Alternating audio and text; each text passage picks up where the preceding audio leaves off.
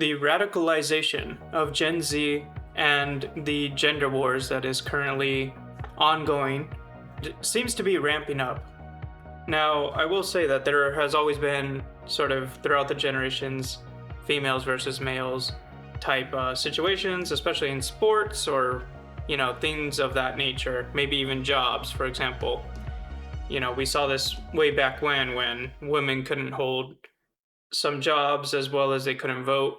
But now we're also seeing another shift in the sort of, I guess, overall narrative that both sides are having.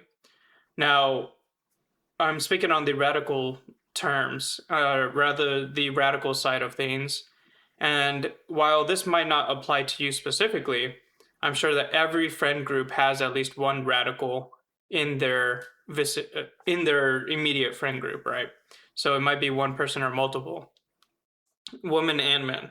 So on the men's side, well, actually, I want to speak on the woman's side first. So on the woman's side, you see now that there's more of we don't need men, men are obsolete, men are, very, I guess, in a sense, detrimental to women's health or women's mental health as well. And it's almost sort of a scapegoat, sort of like what we're seeing with immigration. And you know what? Just ignore that. I'm not going to speak on that topic. But, anyways, that's a different video.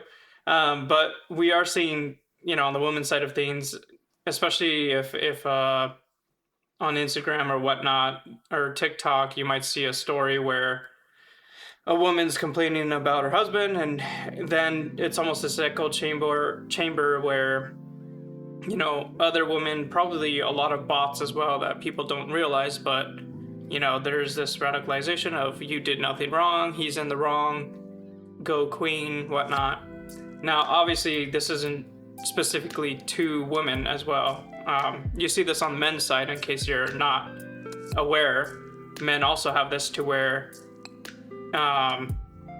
it comes more in the logical type situations where a man will post that, oh, I'm trying to think of the scenarios, but there's many scenarios, and then it's the same sort of occurrence where you look in the comments and it's like, typical woman, this is why women shouldn't vote, this is why we need to go back to the olden days, so on and so forth. So it's extremist, right?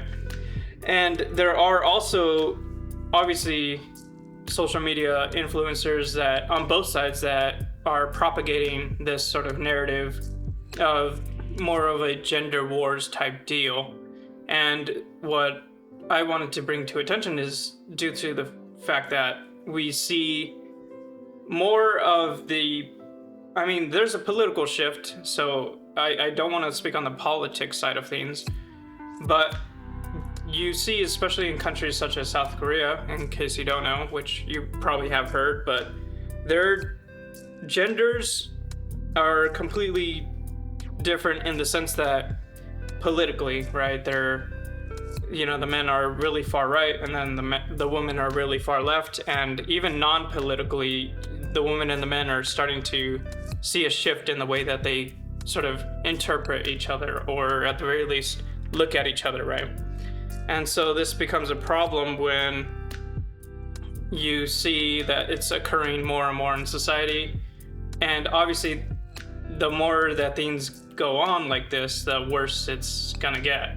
I think it's very naive to think that things will sort of settle down when all the societal pressures are sort of amplifying this feeling on both sides. And, for good reason, obviously, right? A lot of, especially my generation, can't afford, or at the very least, they can't even envision themselves being able to afford a house or, live an American dream, or if you're European, sort of have that idea of what the clear future is and how secure it will be.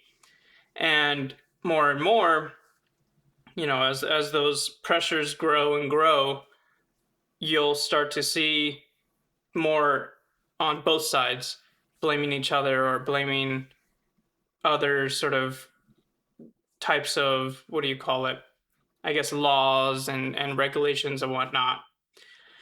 But speaking back on the sort of gender wars topic, and unfortunately, many of us have friend groups where there's an obvious radicalization of, yeah, women are bad or all men are bad. And maybe your friend specifically isn't that radical, but they are, to the point where you could say, yeah, they are more leaning toward or leaning against the other gender.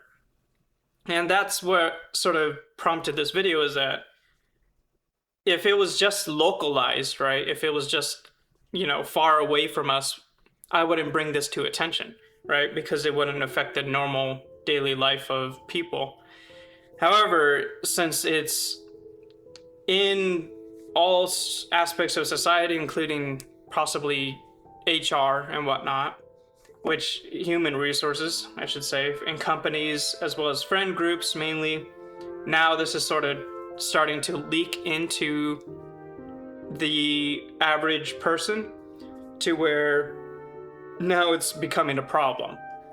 And so I think that we should remember that things like this aren't exactly unheard of. As I said, back in the olden days, right, you had women's suffrage as well as temperance, the temperance movement, which was prohibiting alcohol, since men were really starting to get deep into alcoholism and whatnot. But really, I wanted to say that this is something that we should sort of not normalize in a sense where we accept it, but rather that we shift the narrative to where it's men's fault, it's women's fault, women are bad, men are bad, to where we are different, very much so, in different aspects of life and physiology, psychology, whatnot. But that doesn't mean that we should turn against each other or try to restrict each other.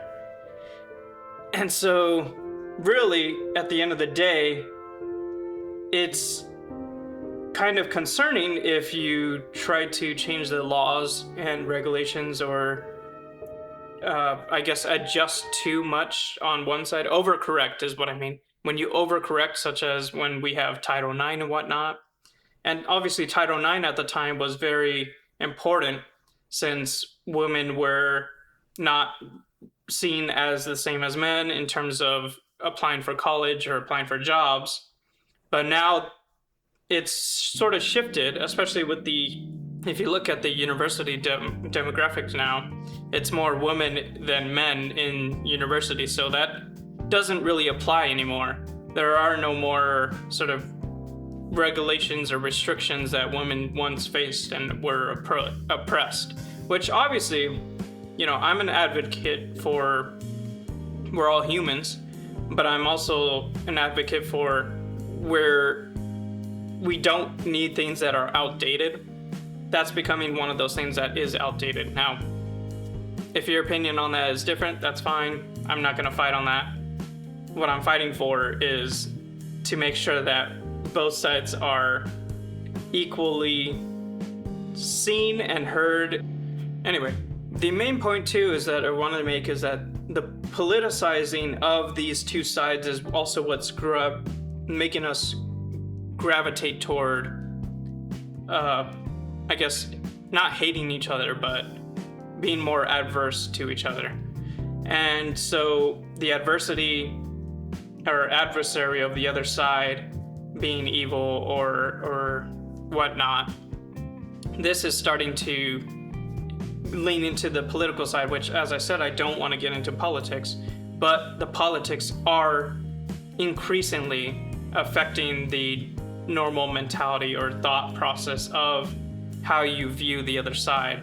And hopefully not you yourself, but your friends and your relatives. And so it bleeds into society. And that's what I'm trying to warn against, is really try to, I don't want to say confront or try to sort of change the mind of your friend or whatnot. Because obviously there are people that are very stuck or stubborn, or they 100% will not listen to you. So I don't think that will do anything. However, we need to bring more general populate like the general population like us to where that sort of thing doesn't pop into our minds, and we keep that as a radical reasoning rather than letting that infiltrate our mentalities, because we're sort of the left stand. We don't want that to either side to become prevalent in the mindset. Otherwise, we would have failed. Thanks, y'all. See y'all.